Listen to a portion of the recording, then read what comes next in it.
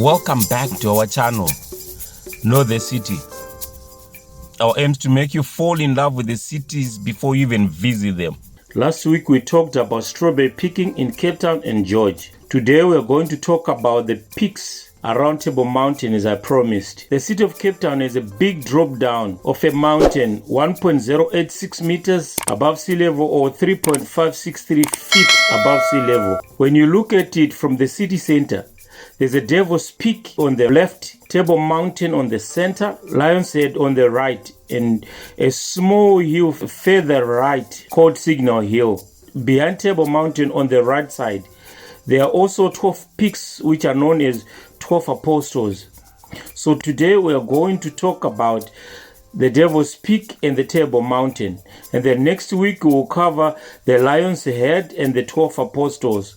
The Devil's Peak was originally known as Windberg or Charles Mountain. The English term Devil's Peak is a 19th century translation from the Dutch Duivelskop and hypothetically comes from a folktale about a Dutchman called Jan van Hanks, an unusual pipe smoker who lived at the foot of the mountain around 1700.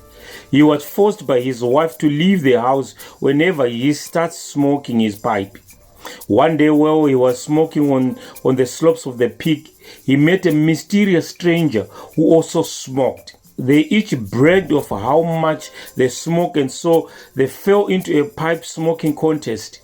The stranger turned out to be the devil, and Van Yanks eventually won the contest, but not before the smoke that they had made had covered the Table Mountain, forming the tablecloth cloud. The story was captured by the 19th century poet Dante Gabriel Rossetti. I have put also the link down there. You can also have a good read of this poem.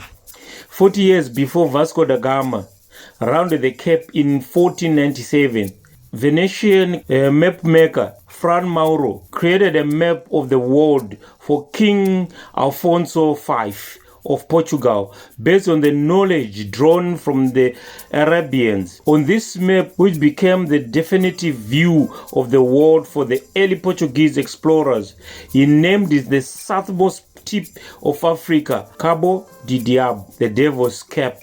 On the 26th of May 1971, 3 South African Air Force aircraft crashed into the Devil's Peak, killing all 11 people on board.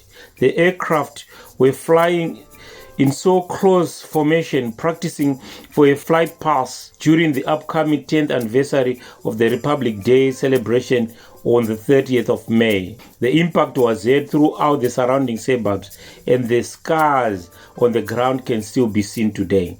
Let's go to the Table Mountain. Table Mountain, in Afrikaans known as Tafelberg, is a flat-topped mountain forming a prominent landmark overlooking the city of Cape Town in South Africa.